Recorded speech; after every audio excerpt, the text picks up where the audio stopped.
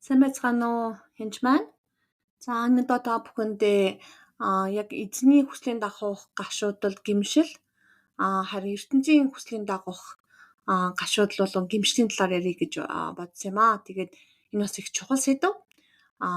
Тэгэхээр нэгэн удаа нэг залуу надад ирсэн байгаа. Тэгээд тэр залуу маань маш хэцүү амьдрал туулсан байсан. Тэгээд хэдий тийм боловч гэсэн одоо гэдгийг хичээсээр агаад бас их нэртэй бас хүүхдүүдтэй болсон байсан. Тэгсэн мөртлөө бас жоохон санхүүгийн асуудалд ороод нэг найзаасаа зээл авсан байсан. Тэгсэн чинь яг тэр үеэр нь найз нь яг хор тавдартай болоод тэгээд нас орчиж байгаа юм л да, зээлээ өгч амжихгүй байж байгаа. Тэгээд зээлээ өгөх гэж үнэхээр чадахгүй байсан. Тэгээ нөгөөх маань сэтгэлээр манад надад хэлсэн л та. Энд багчаа би ингээд ямар муу найз вэ те? Найз маань надад туслаад мөнгө өгсөн байхад ингээд энэ найз маань нас орцсон. Би нэг найзтай хор тавдартай байхад нь ч гэсэн мөнгөний өгч чадаагүй. Тэгээ би одоо орчуулган дээр нь очиж чадахгүй наа. Ямар нүрээрээ очих вэ? Гэд тэгжсэн би тэгээд тийм бишээ чи заавал очих ёстой. Үнэхээр найз нэм чинь харин эхнэр нь харамсан үсттэй энэ найз нь үжиж яагаад ирсэнгүй гэж бодно. Найз нь очиад мөнгөний авчаад бүр тэр чигээр алга болцсон. Орчуулган дээр нь хүртэл ирэхгүй нэ гэж гомдоо шүү дээ. Тийм болохоор зориг гаргаад очих ёстой гэсэн. Надад тийм нүур алга байна. Би маш гашуудаж гэмшиж байна. Тэгээд бурханд итгэдэг залуу байсан л да. Тэгээ би хэлсэн байгаа. Энэ 2 дугаар Коринтын 7-гийн 10-ыг хэлье. Бурханы хүслийн дагуух гашуудал нь үл харамсах гэмшлийг бий болгон аврал түргдэг аж. Харин ертөнцийн гашуудал нь үхлийг бий болгодог. Тэгэхээр бурханы хүслийн дагуух гашуудах үед тухайн хүн үл харамсах гэж байгаа. Үл харамсах гэдэг нь бол regret хийхгүй англиар бол харамсахгүй харин гэмшлийг бий болгоод тэр нь аврал түргдэг. Харин ертөнцийн гашуудал нь үхлийг бий болгодог. Тэгэхээр өөрөөр ертөнцийн гашуудах үед би ямар муухай амьтан бэ те? Би өстой найстай сайн хийж чадсангүй дээ гэдэг юм уу те? Тэгээ тэр залуу үнэхээр тэр мөнгөний одоо өсгөөд бизнес хийгээд амжилттай болгоод өгье гэж бодсон баггүй найздаа. Хамсалтаа даанч амьдрал тийм болоогүй. Нөгөө бизнес нь ашигтай болоогүй, дампуурчсан, хэцүү байдалд орчихсон байгаа л. Тэгээд нөгөө мөнгөний өсгөж чадахгүй, тэгээд найзаасаа зүхтаагаад өгч чадахгүй болохоор найз нь залгаад ингээд бөөн асуудал болсон байсан. Тэгээд би хийсэн л та чи үнэхээр эзний өмнө гэмшигч байгаа болол ертөнцийн гашлал үхлийг бий болгох юм а. Чи ингээд өөрийгөө доош нэгээд ямар муухай амьтан бэ гэд улам одоо юу гэдгийг ингээд ухаж бүр төнгөж бодоод асуудлыг авчаад байна. Тэгэхээр оронд яг эзний өмнө хоёлыг гэмшээ гэж хэлсэн маа. Тэгээ эзний өмнө үнэхээр Бурхны хүслийн дагуу гэмших үед өөрөө тэрийг муухай амьтан гэж харахгүй байгаа. Яг эзэн тэрийг ойлгоод үнэхээр нөхцөл байдлыг бүтэн зургаар нь Бурхан хардаг байгаа. Юу болсон, ямар зүрхний хүсэлтэй байсан, үнэхээр шунлаар ч юм уу эсвэл тэр найзтай хор учруулчих гэж тэр мөнгийг аваагүй. Тэгээд үнэхээр эзний өмнө очиод гимших ёстой. Гимшээд үнэхээр гашуудаад харамсах үед эзэн тэрийг одоо үнэхээр уучилдаг байгаа. Тэр үед авралт хүргэдэг болохоос биш үл харамсаж байгаа. Тэгнэсэндээ харамсаад би одоо ингээд бүр хүний нүүр царай харахгүй хачаа амьтандаа гэж бодохын оронд яг цэвэр ариун болж байгаа. Тэр 11 ишлэгийг цааш нь уншия.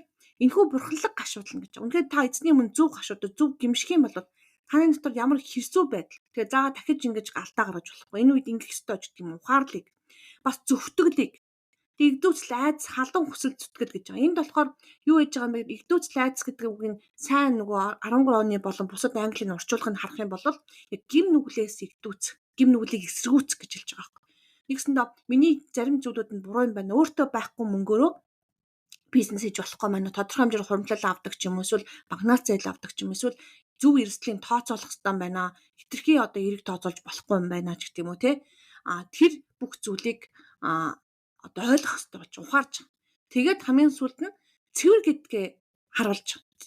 Яг үнэхээр эзний өмнө зөв гимшихүүд тэр гим нүглээс эргээд тэгээд цэвэр ариун болж байгаа. Тэгсэндээ буруугүй одоо эзний өмнө буруугүй гэдгээ хүлээн зөвшөөрч байгаа. Мэдээж хийсэн үйлдэлийнхаа хувьд хариуцлагыг хүлээн л дээ үнэхээр мэдээж тэр үр төлбөрөнд буцаж баргадуулна. Гэхдээ ядаж яг л энэ орчуулган дээр нь айцгүй очоод энэ бол миний маш сайн найз байсан. Намайг зовсон үед тусалж исэн. Би хамсалтаа үнэхээр найзтай тусалж чадаагүй. Үнэхээр боломж нь байгаагүй шүү. Гэтэ би үнэхээр найзтай хайртай учраас хүрээд ирлээ. Гэт ихтрийн тэрврээд хүүхдүүдийг хараад тэгээд зогсчих тийм боломжийг гарч ирж байгаа. Тэгээд тийхгүй болвол хүмүүс одоо ингээд яг өөрөө гашуудаад би өстө ачаа амтаа би бизнес хийгээд хэдэн удаа унчихсан одоо юу гэдгийг те эсвэл би өстө арчаагүй амтаа ингээд доошоо ороод дахиж бизнес хийхээсээ айцсан дахиж найз нөхдөд холбогдохоос айцсан дахиж сүм явахаас айцсан хүртэл байдаг. Тэгэхээр юу гэж хэлэх гээд байна гэхээр хүмүүс үнэхээр өөрийнхөө хүслийн дагуу гашуудах юм бол Бурхны нүдээр өөрийгөө харж чадахгүй. улам зэвүүцэж доош нь хийж байгаа. Үхлийг бий болгох буюу доошхоо үхлийг мартаж байгаа байхгүй. Чөтгөр толгоонд нь өглөөл, чихэнд нь өглөөл, чи арчаагүй амьтан ямар нүрээрээ тэнд очих гэсэн юм. Ямар нүрээрээ ангийнхантайгаа уулзах гэсэн юм ч гэдэм үү те.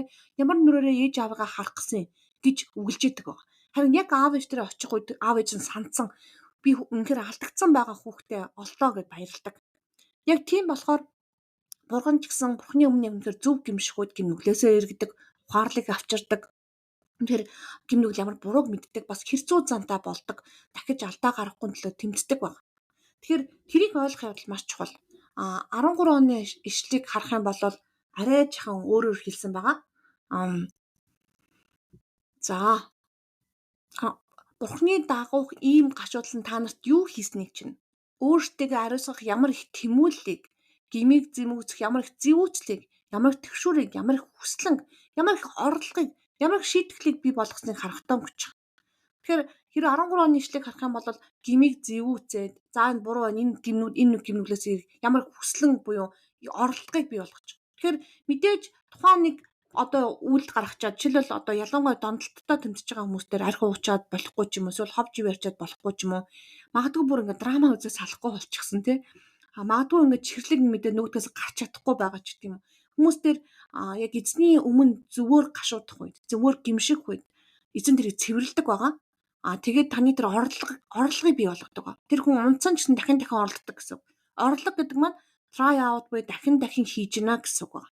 Тэр тэгээд дараа нь яадаг үлээ гэхээр энэ зүйл цэвэр гэдгээ харуулж байгаа. Тэгэхээр яг бүр цэвэр болж байгаа эндээс гарч байгаа. Тэгэхээр энэ бүхний ард үнэхээр ялалтыг авчирдаг зөв гимшил нь бол тэгэхээр та өөрийнхөө дэлхийн нүдээр харж доош нь хийж бити дормжлоороо гэж бүр үнэхээр хэлмээрээ бурхан таныг босгон байгуулсан бурханы нүдээр харж одоо чинь та алдаа гаргасан байсан ч гэсэн тэр алдаа чинь таныг тодорхойлохгүй гэдэгт бүрэн итгээрэй.